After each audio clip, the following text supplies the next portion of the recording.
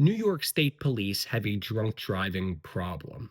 A joint investigation between the New York Times and New York Focus analyzed thousands of disciplinary proceedings over the last 10 years and found that 17 cases of which a law enforcement officer was driving drunk or impaired and was not subjected to the typical protocols that the rest of us would be subjected to. These officers were showing signs of intoxication, whether they were crashing or hitting other vehicles or appearing drunk, yet they were not arrested. They were not subjected to criminal charges.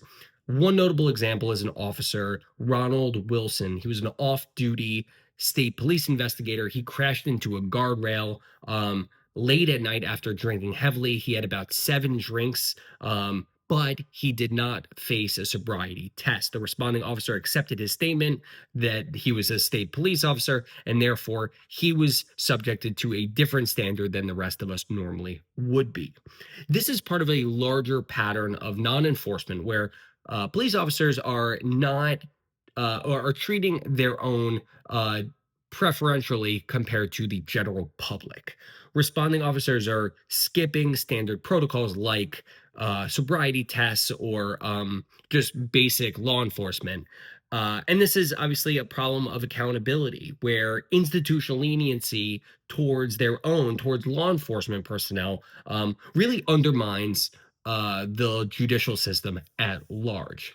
A spokesperson for the New York State Police Department said that internal investigations do occur, that disciplinary actions may include termination from the force, but that it's local authorities that are responsible for opening criminal cases, that there's deference to external jurisdictions, the local police forces that govern them, not the state police force. But this is a problem for the New York State Police. They need greater accountability. They need to police their own just as they police the rest of us.